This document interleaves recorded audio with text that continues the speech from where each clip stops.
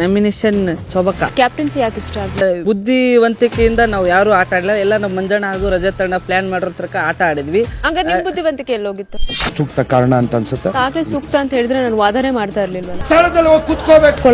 ಮಹಾಪ್ರಭು. Hi hello ನಮಸ್ಕಾರ. Smart screen YouTube ಚಾನಲ್ಗೆ ಸ್ವಾಗತ. ನಾನು ಶ್ವೇತಾ ಕಲಕಣಿ. ಈ ವಾರದ ನಾಮಿನೇಷನ್ ನಲ್ಲಿ ಸ್ಪರ್ಧಿಗಳು ಸೂಕ್ತ ಕಾರಣಗಳೊಂದಿಗೆ ನಾಮಿನೇಷನ್ ಪ್ರಕ್ರಿಯೆಯಲ್ಲಿ ಭಾಗಿಯಾಗಿದ್ದಾರೆ. ಈ ವೇಳೆ ಹನುಮಂತ ಲಮಾನಿ ಫೈರ್ ಬ್ರ್ಯಾಂಡ್ ಶೋಭಾನ ಕೆನಿಕೆ ತಪ್ಪು ಮಾಡಿದ್ರ. ಯಾಕೆ ಅಂತಂದ್ರೆ ಶೋಭಾನ ತಪ್ಪು ಹುಡುಕಿ ಯಾರು ಕೂಡ ನಾಮಿನೇಟ್ ಮಾಡುವ ಗೋಜಿಗೆ ಹೋಗುವುದಿಲ್ಲ, ವಾದ ಮಾಡಕ್ಕಿಳಿಯೋದಿಲ್ಲ. ಇಂಥದ್ರಲ್ಲಿ ಹನುಮಂತು ಶೋಭಾನ ನಾಮಿನೇಟ್ ಮಾಡಿ ಹುತ್ತಕ್ಕೆ ಕೈ ಹಾಕಿದಂತ ಪರಿಸ್ಥಿತಿ ಎದುರಾಗಿದೆ. ಯಾಕೆ ಅಂತಂದ್ರೆ ಹನುಮಂತು ಕಳೆದ ವಾರ ಆಟದಲ್ಲಿ ನಿಮ್ಮ ಬುದ್ಧಿವಂತಿಕೆಯಿಂದ ನಾವು ಆಟ ಆಡಿಲ್ಲ, ಮಂಜಣ್ಣ ಮತ್ತು ರಜತ್ ಅವರ ಬುದ್ಧಿವಂತಿಕೆಯಿಂದ ಆಟ ಆಡಿದ್ವಿ, ಹೀಗಾಗಿ ನಿನ್ನದು ಮಾತು ಬಾಳ ಕೈಯಲ್ಲಿ ಕೆಲಸ ಆಗೋದಿಲ್ಲ ಅಂತ ಶೋಭಾನ ನಾಮಿನೇಟ್ ಮಾಡಿದ್ದಾರೆ.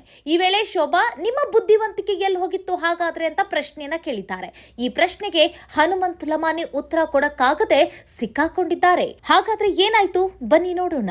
ಶೋಭಾ ಅವರು ಬಿಗ್ ಬಾಸ್ ಮನೆಗೆ ವೈಲ್ಡ್ ಕಾರ್ಡ್ ಮೂಲಕ ಕಾಲಿಟ್ಟು ಒಂದು ವಾರ ಕಳೀತಾ ಬಂದಿದೆ. ಈಗ ಆಲ್ರೆಡಿ ಎಲ್ಲರಿಗೂ ಕೂಡ ಶೋಭಾ ಅವರು ಹೇಗೆ ಆಟ ಆಡ್ತಾರೆ ಮತ್ತು ಅವರ ಮಾತಿನ ಶೈಲಿ ಹೇಗೆ, ಮತ್ತೆ ಯಾವ ವಿಚಾರವನ್ನ ಅವರು ಪಾಯಿಂಟ್ ಮಾಡಿ ಮಾತಾಡ್ತಾರೆ, ಹೀಗೆ ಎಲ್ಲಾ ಸೂಕ್ಷ್ಮವನ್ನ ಅರಿತಿರುವಂತ ಕರ್ನಾಟಕದ ಜನತೆಗೆ ಈಗ ಶೋಭಾ ಅಂತಂದ್ರೆ ಒಂದು ಫೈರ್ ಬ್ರ್ಯಾಂಡ್ ಅಂತ ಹೇಳ್ತಾರೆ. ನೋಡಿ, ಬಿಗ್ ಬಾಸ್ ಮನೆಯಲ್ಲಿ ಆಟದಲ್ಲಿ ಗೆದ್ದರೆ ಮಾತ್ರ ಅವರು ಬಲಿಷ್ಠರು ಅಂತ ಹೇಳಿಕ್ಕಾಗೋದಿಲ್ಲ. ಅವರು ತಮ್ಮ ವ್ಯಕ್ತಿತ್ವವನ್ನ ಕಾಪಾಡಿಕೊಳ್ಬೇಕು, ಅದರ ಜೊತೆಗೆ ತಮ್ಮ ಒಂದು ಸ್ಟ್ಯಾಂಡ್ ಅನ್ನ ತೆಗೆದುಕೊಳ್ಬೇಕು. ಇದೆಲ್ಲವನ್ನ ಗಮನಿಸ್ತಾ ಇರುವಂತ ಕರ್ನಾಟಕದ ಜನತೆ ಅವರು ಮಾತನಾಡುವಂತ ಆ ಮಾತಿನ ರೀತಿಗೆ ಮತ್ತು ಅವರು ಎದುರಾಳಿಗೆ ಹಾಕುವಂತ ಆ ಸವಾಲ್ಗೆ ಮುಂದೆ ಇರುವಂತಹ ವ್ಯಕ್ತಿ ಗಂಡ ಹೆಣ್ಣ ಅನ್ನೋದು ಕೂಡ ಲೆಕ್ಕಿಸದೆ ಅವರು ಯಾರೇ ಆಗಿರ್ಲಿ ನಾನು ಮುನ್ನುಗ್ತೀನಿ ಅನ್ನೋ ಒಂದು ಆ ಧೈರ್ಯಕ್ಕೆ ಮೆಚ್ಚುಗೆಯನ್ನ ವ್ಯಕ್ತಪಡಿಸಿದ್ದಾರೆ. ಈ ಸಂದರ್ಭದಲ್ಲಿ ನಿನ್ನ ಒಂದು ಆಟದಿಂದ ನಾವು ಗೆಲ್ಲಲಿಲ್ಲ, ನಿನ್ನ ಒಂದು ಬುದ್ಧಿವಂತಿಕೆಯಿಂದ ನಾವು ಗೆಲ್ಲಲಿಲ್ಲ, ನಾವು ಬರೀ ಮಂಜಣ್ಣ ಮತ್ತು ರಜತ್ ಅವರ ಬುದ್ಧಿವಂತಿಕೆ ಮೇಲೆ ನಾವು ಕಳೆದ ವಾರ ಆಟವನ್ನ ಆಡಿದ್ವಿ, ನಿನ್ನ ಕ್ಯಾಪ್ಟನ್ಸಿ ಬೇಕು ಬೇಕು ಬೇಡ ಬೇಡ ಅನ್ನೋ ರೀತಿಯಾಗಿತ್ತು, ಸೊ ಹಾಗಾಗಿ ನಿನ್ನನ್ನ ನಾನು ನಾಮಿನೇಟ್ ಮಾಡ್ತೀನಿ ಅಂತ ಹೇಳಿ ಶೋಭಾ ಅವರನ್ನ ಆಯ್ಕೆ ಮಾಡಿಕೊಂಡು ಹನುಮಂತ ಲಮಾನಿ ಇಲ್ಲಿ ಶೋಭಾನ ನಾಮಿನೇಟ್ ಮಾಡಿದ್ದಾರೆ. ಈ ಸಂದರ್ಭದಲ್ಲಿ ಶೋಭಾ ಅವರು ಯಾವುದನ್ನು ಕೂಡ ಈಸಿಯಾಗಿ ಒಪ್ಕೊಳ್ಳುವಂತ ಜಾಯಮಾನ ಅವ್ರದಲ್ಲ. ಸೊ ಹೀಗಾಗಿ ಶೋಭಾ ಅವರು ಸ್ಮಾರ್ಟ್ ಆಗಿ ಒಂದೇ ಒಂದು ಪ್ರಶ್ನೆ ಕೇಳಿರೋದು ಹನುಮಂತ ಲಮಾನಿಗೆ. ನಾಮಿನೇಟ್ ಮಾಡುವಂತಹ ಸಂದರ್ಭದಲ್ಲಿ ಹನುಮಂತ ಲಮಾನಿ ಅವರು ಕೂಡ ನಾಮಿನೇಷನ್ ಪ್ರಕ್ರಿಯೆಯಲ್ಲಿ ಭಾಗಿಯಾಗ್ತಾರೆ. ಹನುಮಂತ ಲಮಾನಿ ಯಾರನ್ನ ನಾಮಿನೇಟ್ ಮಾಡಬಹುದು ಅಂತ ಹೇಳಿ ಎಲ್ಲರೂ ಕೂಡ ಕ್ಯೂರಿಯಾಸಿಟಿಯಿಂದ ಕಾದು ಕುಳಿತಿದ್ರು. ಈ ಸಂದರ್ಭದಲ್ಲಿ ಹನುಮಂತ ಲಮಾನಿ ಕೈ ಹಾಕಿದ್ದು ಹುತ್ತಕ್ಕೆ ಅನ್ನೋದು ಎಲ್ಲರೂ ಕೂಡ ಅಚ್ಚರಿಗೆ ಒಳಗಾದ್ರು. ಯಾಕೆ ಅಂತ ಅಂದ್ರೆ ಯಾರು ಕೂಡ ಶೋಭಾ ಅವರ ತಂಟೆಗೆ ಹೋಗೋದಿಲ್ಲ, ಯಾರು ಕೂಡ ಶೋಭಾ ಅವ್ರ ಜೊತೆ ವಾದ ಮಾಡೋ ಇದಕ್ಕೂ ಕೂಡ ಗೋಜಿಗೆ ಹೋಗೋದಿಲ್ಲ. ಈ ಸಂದರ್ಭದಲ್ಲಿ ಅವರಿಗೆ ಒಂದು ಸರಿಯಾದ ಒಂದು ರೀಸನ್ ಇದ್ರೆ, ಗಟ್ಟಿಯಾದ ಒಂದು ಸ್ಟ್ರಾಂಗ್ ರೀಸನ್ ಏನಾದ್ರೂ ಇದ್ರೆ ಮಾತ್ರ ಶೋಭಾನ ನಾಮಿನೇಟ್ ಮಾಡ್ಲಿಕ್ಕೆ ಮುಂದಾಗ್ತಾರೆ ಅಂತ ಹೇಳ್ಬೋದು. ಆದ್ರೆ ಇಲ್ಲಿ ಹನುಮಂತ ಲಮಾನಿ ಆಯ್ಕೆ ಮಾಡ್ಕೊಂಡಿದ್ದು ಶೋಭಾನ ಅಂತ ಅಂದಾಗ ಎಲ್ಲರ ಕಣ್ಣು ಒಂದು ಸೆಕೆಂಡ್ ಹನುಮಂತನ ಮೇಲೆ ತಿರುಗುತ್ತೆ. ನಂತರ ಇಲ್ಲಿ ಹನುಮಂತು ನಾನು ಶೋಭಾ ಅವರನ್ನ ನಾಮಿನೇಟ್ ಮಾಡ್ಲಿಕ್ಕೆ ಇಚ್ಛಿಸ್ತೀನಿ ಅಂತ ಹೇಳಿ ಹನುಮಂತ ಲಮಾನಿ ಇಲ್ಲಿ ಮಂಜಣ್ಣ ಅವರ ಮುಂದೆ ಹೇಳ್ತಾರೆ. ಆ ಸಂದರ್ಭದಲ್ಲಿ ಶೋಭಾ ಅವರು ನಾಮಿನೇಟ್ ಮಾಡುವಂತ ಸಂದರ್ಭದಲ್ಲಿ ಅವರು ಬಂದು ನಿಂತ್ಕೊಳ್ತಾರೆ. ಆಗ ಒಂದ್ ಮಾತು ಕೇಳ್ತಾರೆ, ನನ್ನ ಕ್ಯಾಪ್ಟನ್ಸಿಗೆ ಏನ್ ತಪ್ಪಾಗಿತ್ತು, ಯಾಕೆ ಇಷ್ಟ ಆಗ್ಲಿಲ್ಲ ಅಂತ ಹೇಳಿ ಹನುಮಂತ ಲಮಾನಿ ಅವರನ್ನ ಪ್ರಶ್ನೆ ಮಾಡ್ತಾರೆ. ಆಗ ಹನುಮಂತ ಅವರು ಹೇಳಿರುವಂತ ಆ ಒಂದು ಉತ್ತರಕ್ಕೆ, ಆ ಒಂದು ಮಾತಿಗೆ ಕುಂತಿರೋರು ಎಲ್ಲರೂ ಕೂಡ ಅಚ್ಚರಿಗೆ ಒಳಗಾಗ್ತಾರೆ. ಮತ್ತೆ ಆ ಒಂದು ಪ್ರೋಮೋನೇ ಈಗ ಹೈಲೈಟ್ ಆಗಿ ಕಂಗಳಿಸ್ತಾ ಇದೆ ಅಂತ ಅಂದ್ರೆ ತಪ್ಪಾಗೋದಿಲ್ಲ. ಹೌದು, ಹನುಮಂತ ಲಮಾನಿ ಅವರು ಏನ್ ಕೊಟ್ಟರು ರೀಸನ್ ಅಂತ ಅಂದ್ರೆ, ನೀವು ನಿಮ್ಮ ಒಂದು ಕ್ಯಾಪ್ಟನ್ಸಿಯಲ್ಲಿ ನಿಮ್ಮ ಒಂದು ಬುದ್ಧಿವಂತಿಕೆ ಮೇಲೆ ನಾವ್ ಯಾರು ಆಟ ಆಡಿಲ್ಲ, ಮಂಜಣ್ಣ ಮತ್ತು ರಜತ್ ಅವರ ಬುದ್ಧಿವಂತಿಕೆಯಿಂದಲೇ ನಾವು ಆಟದಲ್ಲಿ ಗೆದ್ವಿ, ಆಟದಲ್ಲಿ ನಾವು ಮುನ್ನುಗ್ಗಿದ್ವಿ, ಮತ್ತೆ ಆಟವನ್ನ ಆಡಿದ್ವಿ ಅಂತ ಹೇಳಿ ಹನುಮಂತ ಲಮಾನಿ ಅವರು ಶೋಭಾ ಅವರಿಗೆ ಹೇಳ್ತಾರೆ, ಮಾತಿನ ಮೂಲಕ ಗುಮ್ತಾರೆ. ಆಗ ಶೋಭಾ ಅವರು ಒಂದ್ ಮಾತು ಹೇಳ್ತಾರೆ, ಅವರು ಸ್ಮಾರ್ಟ್ ಆದ ಒಂದು ಪ್ರಶ್ನೆಯನ್ನ ಕೇಳ್ತಾರೆ ಹನುಮಂತ ಲಮಾನಿಗೆ, ಹಾಗಾದ್ರೆ ನಿಮ್ಮ ಬುದ್ಧಿವಂತಿಕೆ ಎಲ್ಲೋಯ್ತು, ನೀವು ಬುದ್ಧಿವಂತಿಕೆಯಿಂದ ಆಟ ಆಡ್ಲಿಲ್ವಾ ಅಂತ ಹೇಳಿ ಶೋಭಾ ನೇರವಾಗಿ ಹನುಮಂತ ಲಮಾನಿಗೆ ಪ್ರಶ್ನೆಯನ್ನ ಕೇಳ್ತಾರೆ. ಆಗ ಹನುಮಂತ ಲಮಾನಿಗೆ ಯಾವ ರೀತಿಯಾಗಿ ಉತ್ತರ ಕೊಡಬೇಕು ಅಂತ ಹೇಳಿ ಅವ್ರಿಗೆ ಗೊತ್ತಾಗೋದಿಲ್ಲ. ಸೊ ನಿಂತಲ್ಲೇ ಅವರು ಕೈ ಹಿಸುಕಿಕೊಳ್ಳುವಂತಹ ಪರಿಸ್ಥಿತಿ ಎದುರಾಯಿತು ಅಂತ ಅಂದ್ರೆ ತಪ್ಪಾಗಂಗಿಲ್ಲ. ಸೊ ಈ ಸಂದರ್ಭದಲ್ಲಿ ಇಲ್ಲಿ ಹನುಮಂತ ಲಮಾನಿ ರಜತ್ ಮತ್ತೆ ಮಂಜಣ್ಣ ಅವರ ಬುದ್ಧಿವಂತಿಕೆಯಿಂದಲೇ ನಾವು ಆಟದಲ್ಲಿ ಗೆದ್ವಿ ಅಂತ ಹೇಳ್ಕೊಂಡಿರ್ತಾರಲ್ಲ, ಸೊ ಹೀಗಾಗಿ ಇಲ್ಲಿ ಮಂಜಣ್ಣ ಅವರು ಹನುಮಂತ ಅವರ ಸಪೋರ್ಟ್ಗೆ ಬರ್ತಾರೆ. ನನಗೆ ಹನುಮಂತ ಅವರು ಕೊಟ್ಟಂತಹ ರೀಸನ್ಗಳು ಸೂಕ್ತ ಅಂತ ಅನಿಸ್ತು. ಸೊ ಹಾಗಾಗಿ ನಿಮ್ಮನ್ನ ನಾಮಿನೇಟ್ ಮಾಡಲಾಗುತ್ತೆ ಅಂತ ಹೇಳಿ ಇಲ್ಲಿ ಮಂಜಣ್ಣ ಅವರು ಒಂದು ಆಜ್ಞೆಯನ್ನು ಹೊರಡಿಸ್ತಾರೆ. ಆಗ ಅದಕ್ಕೆ ಕೇಳದಂತಹ ಶೋಭಾ ಅವರು, ಇಲ್ಲ, ನಾನು ಇಷ್ಟೊತ್ತು ನಾವು ವಾದ ಮಾಡುವಂತಹ ಸಂದರ್ಭದಲ್ಲಿ ನೀವು ಸುಮ್ಮನೆ ಇದ್ದು ಅವಾಗೆಲ್ಲ ನಿಮಗೆ ಕಾರಣಗಳು ಸೂಕ್ತ ಅನಿಸದೆ, ಈಗ ಕಾರಣಗಳು ಸೂಕ್ತ ಅನಿಸ್ತಾ ಇದೆ ಅಂತ ಅಂದ್ರೆ ಹಾಗಾದ್ರೆ ಇಷ್ಟೊತ್ತು ವಾದ ಮಾಡಿದ್ದಾದ್ರೂ ಯಾಕೆ, ನೀವು ಅವಾಗ್ಲೇ ಹೇಳ್ಬೋದಿತ್ತಲ್ಲ ಅಂತ ಹೇಳಿ ಇಲ್ಲಿ ಮಂಜಣ್ಣನ್ನು ಕೂಡ ಬಿಡ್ಲಿಲ್ಲ ಶೋಭಾ ಅವರು. ಮಂಜಣ್ಣನಿಗೂ ಕೂಡ ತಿರುಗುಬಾಣವನ್ನ ಕೊಡ್ತಾರೆ. ಸೊ ಇಲ್ಲಿ ಮಂಜಣ್ಣನಿಗೂ ಕೂಡ ಮಾತೇ ಹೊರಡುತ್ತಿಲ್ಲ, ಏನ್ ಮಾಡಬೇಕು ಅಂತ ಹೇಳಿ. ಆಗ ನಿಮ್ಮ ಜಾಗಕ್ಕೆ ಹೋಗಿ ನೀವು ಕೂತ್ಕೊಳ್ಳಿ ಅಂತ ಹೇಳ್ತಾರೆ. ಅಲ್ಲಿ ತಮ್ಮ ವರಸೆಯನ್ನ ಚೇಂಜ್ ಮಾಡದೇ ಇರುವಂತಹ ಶೋಭಾ, ನಾನ್ ಕೂತ್ಕೊಳ್ಳೋದಿಲ್ಲ ಮಹಾಪ್ರಭುಗಳೇ ಅಂತ ಹೇಳಿ ಅವರು ಅಲ್ಲೇ ಸ್ಟ್ಯಾಂಡ್ ಆಗ್ಬಿಡ್ತಾರೆ. ಸೊ ನೋಡಿ, ಇಂತಹ ಅವರು ಒಂದು ರೀತಿ ಅವರಿಗೆ ಮೊಂಡು ವಾದ ಅಂತ ಹೇಳ್ಬೇಕು ಅಥವಾ ಹಠದ ಹುಡುಗಿ ಅಂತ ಹೇಳ್ಬೇಕೋ ಗೊತ್ತಿಲ್ಲ. ಅವರು ಹಠಕ್ಕೆ ನಿಂತ್ಕೊಂಡ್ರೆ ಅವರು ತಮ್ಮ ಹಠವನ್ನ ಬಿಡೋದೇ ಇಲ್ಲ. ತುಂಬಾ ಕಾಲ ಬೇಕಾಗುತ್ತೆ ಅವರು ಹಠವನ್ನ ತಮ್ಮ ಕಂಟ್ರೋಲ್ಗೆ ತೆಗೆದುಕೊಳ್ಳೋದು. ಸೊ ಹೀಗಾಗಿ ಈಗ ಹನುಮಂತ ಲಮಾಣಿ ಅವರು ಅವ್ರನ್ನ ನಾಮಿನೇಟ್ ಮಾಡಿ ಈಗ ನಾಮಿನೇಷನ್ ಜಾಗದಲ್ಲಿ ಅವರನ್ನ ಕೂರಿಸಿದ್ದಾರೆ. ಸೊ ಇದನ್ನ ಶೋಭಾ ಅವರು ಯಾವ ರೀತಿಯಾಗಿ ತೆಗೆದುಕೊಳ್ತಾರೆ, ಮತ್ತೆ ಕಿಚ್ಚನ ಪಂಚಾಯಿತಿಯಲ್ಲೂ ಯಾವ ರೀತಿಯಾಗಿ ಅವರು ಸಮಜಾಯಿಷಿಯನ್ನ ಕೊಡ್ತಾರೆ ಅನ್ನೋದನ್ನ ನೋಡ್ಬೇಕಾಗುತ್ತೆ. ಈಗ ಹನುಮಂತ ಲಮಾಣಿ ಶೋಭಾ ಅವರನ್ನ ನಾಮಿನೇಟ್ ಮಾಡಿದ್ದಾರೆ.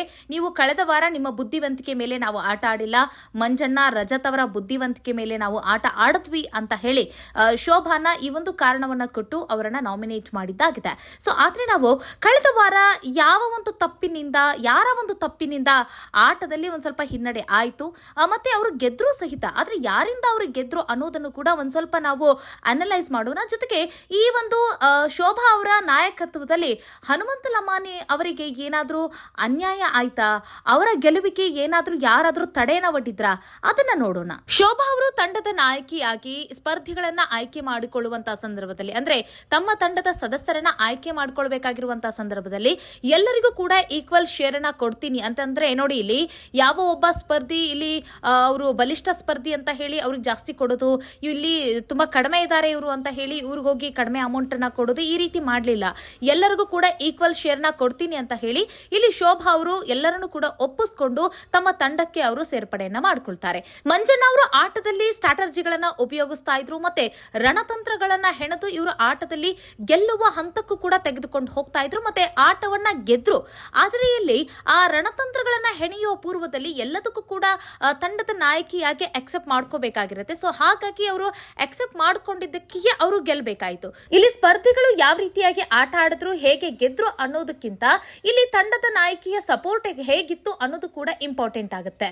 ಮತ್ತೆ ಇಲ್ಲಿ ಶೋಭಾ ಕೆಲವೊಂದು ಆಟದಲ್ಲಿ ತಾವು ಉಸ್ತುವಾರಿ ಆಗಿ ಉಳಿದ ಸ್ಪರ್ಧಿಗಳಿಗೆ ಅವರು ಆಟ ಆಡ್ಲಿಕ್ಕೆ ಬಿಟ್ಟಿದ್ದು ಕೂಡ ಉಂಟು. ಅದೇ ನಾವು ಭವ್ಯ ಅವರ ನಾಯಕತ್ವದಲ್ಲಿ ನೋಡಿದ್ರೆ ಅವರು ಉಸ್ತುವಾರಿ ಆಗ್ಲೇ ಇಲ್ಲ, ಬೇರೆಯೊಬ್ಬರನ್ನ ಉಸ್ತುವಾರಿಯಾಗಿ ಮಾಡಿ, ಅಂದ್ರೆ ಅವರು ಕ್ಯಾಪ್ಟನ್ ಕೂಡ ಹೌದು, ಬೇರೆಯವರನ್ನ ಅವರು ಉಸ್ತುವಾರಿ ಮಾಡಿ ತಾವೇ ಆಟ ಆಡಿದ್ದು ಉಂಟು. ಸೊ ಆದ್ರೆ ಆ ತಪ್ಪನ್ನ ಇಲ್ಲಿ ಶೋಭಾ ಮಾಡಿರ್ಲಿಲ್ಲ.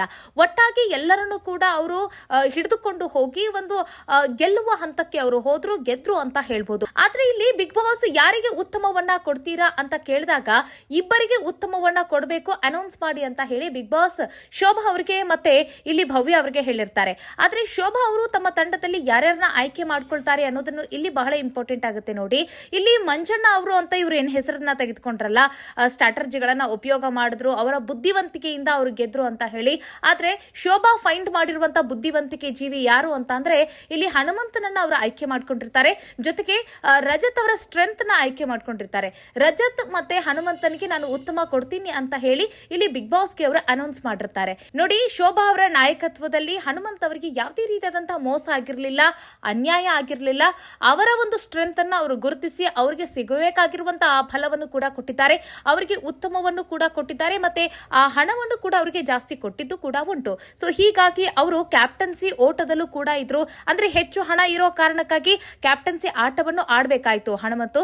ಸೊ ಇದೆಲ್ಲವನ್ನು ಕೂಡ ಇಟ್ಕೊಂಡು ಹನುಮಂತು ಒಂದು ಲೆಕ್ಕಾಚಾರದಲ್ಲಿ ಶೋಭಾ ಅವ್ರನ್ನ ನಾಮಿನೇಟ್ ಮಾಡಬೇಕಾಗಿತ್ತು. ಆದ್ರೆ ನಿಮ್ಮ ಬುದ್ಧಿವಂತಿಕೆಯಿಂದ ನಾವು ಆಟ ಆಡಿಲ್ಲ ಅಂತ ಹೇಳ್ತಾ ಇದ್ದಾರೆ. ಬಟ್ ಯಾವ ವಿಚಾರಕ್ಕೆ ಇವರು ಈ ರೀತಿಯಾಗಿ ಮಾತಾಡಿದ್ರು ಅನ್ನೋದು ಗೊತ್ತಾಗ್ತಾ ಇಲ್ಲ.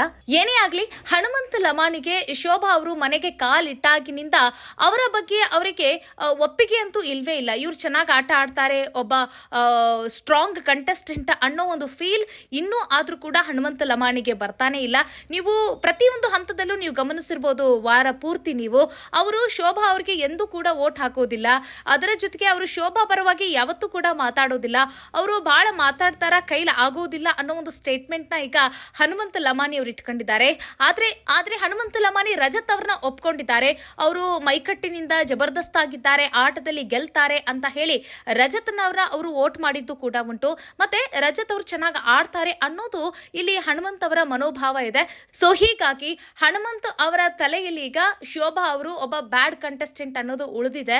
ಜೊತೆಗೆ ಅವರು ಹೆಚ್ಚು ಮಾತಾಡ್ತಾರೆ, ಮತ್ತೆ ಆಟದಲ್ಲಿ ಅವರು ಹೆಚ್ಚು ಪರಿಣಿತರಿಲ್ಲ ಅನ್ನೋದು ಕೂಡ ಅವರ ತಲೆಯಲ್ಲಿ ಉಳಿದಿರುವಂತದ್ದು. ಸೊ ಹಾಗಾಗಿ ಒಟ್ಟಿನಲ್ಲಿ ಬಿಗ್ ಬಾಸ್ ಮನೆ ಅಂತ ಅಂದ್ರೆ ಇಲ್ಲಿ ಆಟದಲ್ಲಿ ಗೆದ್ದರೆ ಮಾತ್ರ ಸ್ಟ್ರಾಂಗ್ ಕಂಟೆಸ್ಟೆಂಟ್ ಆಗ್ಲಿಕ್ಕೆ ಸಾಧ್ಯ ಅನ್ನೋದು ಸ್ಪರ್ಧಿಗಳ ತಲೆಯಲ್ಲಿದೆ. ಮತ್ತೆ ಬಿಗ್ ಬಾಸ್ ಟ್ರೋಫಿನ ಗೆಲ್ಲಬೇಕು ಅಂತ ಅಂದ್ರೆ ನಾವು ಮನೆಯಲ್ಲಿ ಬರುವಂತ ಆಟಗಳನ್ನ ಚೆನ್ನಾಗಿ ಆಟ ಆಡಿದ್ರೆ ಮಾತ್ರ, ಅದರಲ್ಲಿ ವಿನ್ ಆದ್ರೆ ಮತ್ತೆ ಹೆಚ್ಚು ಇನ್ವಾಲ್ವ್ ಆದ್ರೆ ಮಾತ್ರ ನಮಗೆ ಟ್ರೋಫಿ ಸಿಗುತ್ತೆ ಅನ್ನೋದು ಕೂಡ ಸ್ಪರ್ಧಿಗಳ ತಲೆಯಲ್ಲಿ ಇದೆ. ಸೊ ಆದ್ರೆ ಅದು ಅಲ್ಲ, ನಾವರ ಒಂದು ಸ್ಟ್ಯಾಂಡ್ ಅನ್ನ ತೆಗೆದುಕೊಳ್ಬೇಕು. ಮತ್ತೆ ಅವರಿಗೆ ಯಾವತ್ತು ಕುತ್ತು ಬರುತ್ತೋ ಆ ಸಮಯದಲ್ಲಿ ಅವ್ರ ಸ್ಟ್ಯಾಂಡ್ ಅನ್ನ ತೆಗೆದುಕೊಳ್ಳದೆ ಅವರು ಸುಮ್ಮನೆ ಇರೋದು ಕೂಡ ಅದು ತಪ್ಪಾಗುತ್ತೆ. ಅದರ ಜೊತೆಗೆ ಮತ್ತೆ ಎಲ್ಲಿ ಯಾವಾಗ ಹೇಗೆ ಮಾತಾಡಬೇಕು ಅನ್ನೋದು ಕೂಡ ಆ ಯುಕ್ತಿನೂ ಕೂಡ ಇಲ್ಲಿ ವರ್ಕ್ ಆಗುತ್ತೆ ಅನ್ನೋದು ಕೂಡ ಇಲ್ಲಿ ಬಹಳ ಮುಖ್ಯ ಆಗುತ್ತೆ ಅಂತ ಹೇಳ್ಬೋದು. ಈ ವಿಚಾರವಾಗಿ ಹನುಮಂತ ಲಮಾಣಿ ಅವರು ಶೋಭಾ ಅವರನ್ನ ನಾಮಿನೇಟ್ ಮಾಡಿರೋ ಕುರಿತಾಗಿ ನಿಮಗೆ ಏನ್ ಅನಿಸ್ತಾ ಇದೆ ಅನ್ನೋದನ್ನ ಕಾಮೆಂಟ್ ಮಾಡುವುದನ್ನ ಮರಿಬೇಡಿ ಅಂತ ಹೇಳ್ತಾ ಮುಂದಿನ ವಿಡಿಯೋದಲ್ಲಿ ಮತ್ತೊಂದು ವಿಚಾರದೊಂದಿಗೆ ಸಿಗೋಣ. ನಮಸ್ಕಾರ.